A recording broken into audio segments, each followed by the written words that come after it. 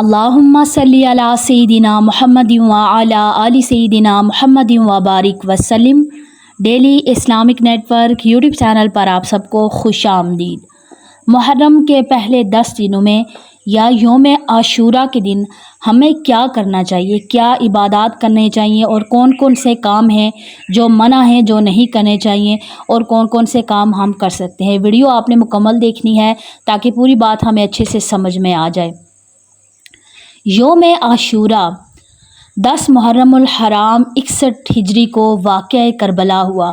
ایسی عظیم قربانی نبی پاک صلی اللہ علیہ وآلہ وسلم کے نواسوں نے دی اسلام کی خاطر کہ جس کی مثال آج سے پہلے نہیں ملتی۔ نبی کریم صلی اللہ علیہ وآلہ وسلم نے ارشاد فرمایا کہ الحسین منی وانا من الحسین، کہ حسین مجھ سے ہے اور میں حسین سے ہوں۔ اور ایک اور جگہ آپ نے فرمایا کہ جس نے حسین سے محبت کی اس نے مجھ سے محبت کی، اور جس نے حسین سے بغض رکھا اس نے مجھ سے بغض رکھا۔ تو نبی کریم صلی اللہ علیہ وآلہ وسلم کو اپنے نواسوں سے بڑی محبت ہے، بڑا پیار کرتے آپ اپنے نواسوں کے ساتھ۔ تو یہ واقعہ کربلا رونما ہوا 10 محرم الحرام کو۔ اب اکثر لوگ پریشان ہوتے کہ یوم عاشورہ کے دن ہمیں کیا کرنا چاہیے۔ یوم عاشورہ کے دن سب سے پہلے تو پہلا سوال کہ لوگ سمجھتے ہیں کہ شاید جو ہم نے قربانی کا گوشت رکھا ہوتا ہے وہ محرم سے پہلے اگر آپ نے گھر سے نہ نکالا تو گھر میں بڑی پریشانی آ جائے گی، بڑی مصیبتیں آ جائیں گی، بیماریاں آپ کے گھر میں آ جائیں گی۔ تو ایسا کچھ بھی نہیں ہے، یا لوگ یہ سمجھتے ہیں کہ اگر آپ نے رکھا ہوا ہے تو سیو کیا ہے تو پھر آپ محرم میں نہ بنائیں، اس کے بعد آپ بنا سکتے ہیں۔ تو ایسا کچھ بھی نہیں ہے، آپ محرم میں بھی بنا سکتے ہیں، آپ جب تک چاہیں قربانی کا گوشت اپنے گھر میں رکھ سکتے ہیں، لیکن اتنا بھی زیادہ نہیں اسٹور کرنا چاہیے کہ غریبوں کو ان کا حق نہ پہنچ سکے۔ لیکن اگر کسی نے رکھا ہو تو رکھ سکتے ہیں، اس میں کوئی حرج نہیں ہے۔ اور محرم میں بھی اگر آپ بنانا چاہیں تو بنا سکتے ہیں، اس میں کوئی حرج نہیں ہے، اس انسان کو گناہ نہیں ملے گا۔ تو یہ ساری من گڑت باتیں ہیں کہ آپ محرم سے پہلے قربانی کا گوشت ختم کرنے ورنہ آپ کو مصیبتیں آئیں گی، ایسا کچھ بھی نہیں ہے۔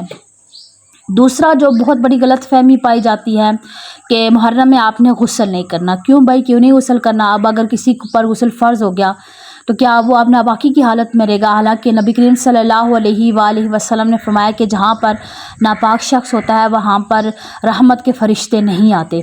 تو پھر جس پر غسل فرض ہو کیا وہ بھی نہ کرے؟ یہ ساری غلط باتیں ہیں، آپ غسل کریں۔ سب سے پہلی بات ہی یہی تھی کہ یہ مستحب عمل ہے کہ آپ نے یوم عاشورہ کے دن اچھی طرح سے غسل کرنا ہے۔ نمبر 1 پر 5 کاموں میں سے پہلا کام یہی ہے کہ اچھے سے غسل کرنا ہے، صاف ستھرے کپڑے پہننا ہے، جس طرح جمعہ کے لیے تیاری کی جاتی ہے بالکل اسی طرح تیاری کرنی ہے۔ نمبر 2 پر یوم عاشورہ کے روزے کی بڑی فضیلت ہے۔ کوشش کی جائے کہ 9-10 محرم کا روزہ رکھا جائے، کیونکہ یہودی بھی جو ہے وہ 10 محرم کا روزہ رکھتے ہیں اور ان کی پھر مشابہت ہو جاتی ہے۔ تو اس وجہ سے پھر نبی کریم صلی اللہ علیہ وآلہ وسلم نے فرمایا کہ 10 اور 11 محرم کا روزہ رکھا جائے، یا 9 اور 10 محرم کا روزہ رکھا جائے، یعنی 2 روزے ملا کر رکھے جائیں۔ تو یہ نفلی روزہ ہوگا اور اس کا بہت زیادہ اجر و ثواب ہے۔ تو دوسرا کام کیا کرنا ہے کہ اس دن روزہ رکھا جائے، روزے کی حالت میں انسان رہے۔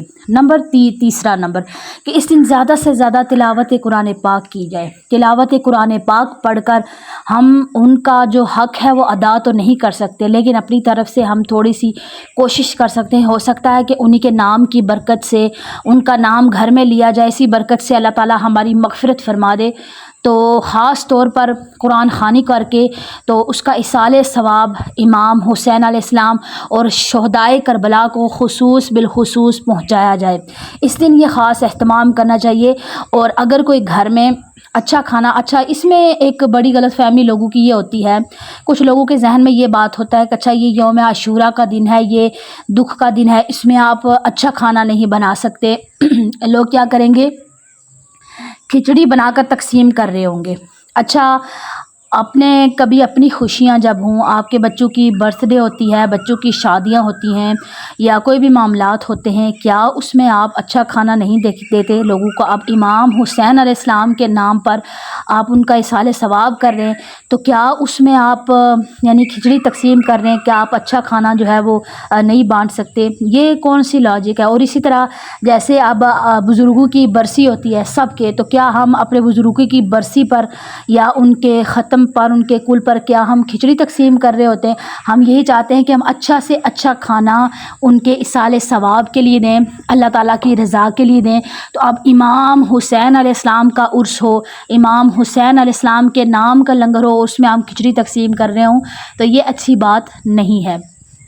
अच्छा खाना उस दिन बनाएं, गरीबों में तकसीम करें, गरीबों को याद रखें।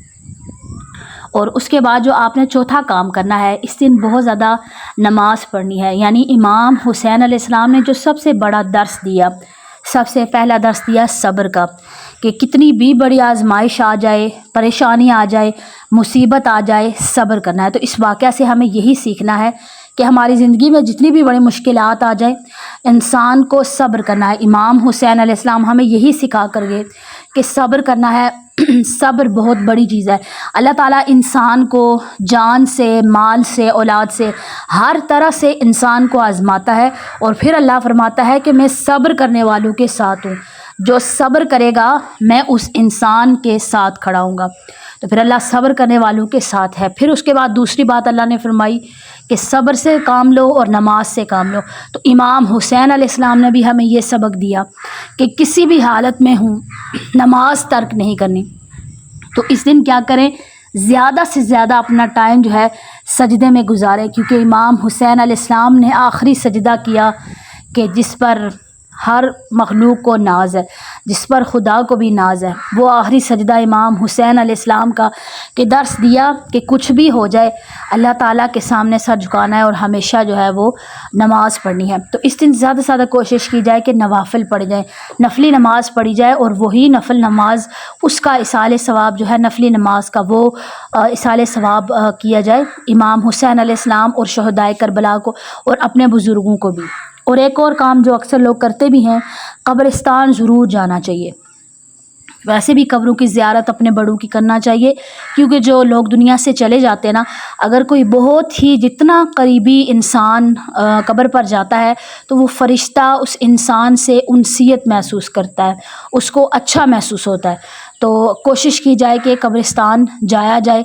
और ख़वातीन, अगर तो कब्रिस्तान आपके घर में करीब है और आपको पर्दे का कोई मसला नहीं है तो तब आप जा सकती हैं, लेकिन जहाँ पर आपको लगे कि कब्रिस्तान बड़ा है यानी इकट्ठा है और उसमें ज़्यादा लोगों का आना जाना है, तो फिर आप ना जाएं, घर से दुआ कर लें। आप दूसरे दिन चले जाएं या उससे अगले दिन जुम्मे वाले दिन चले जाएं, आप इस तरह कर लें और घर से आप दुआ मांग लें तो आपकी दुआ हो जाएगी।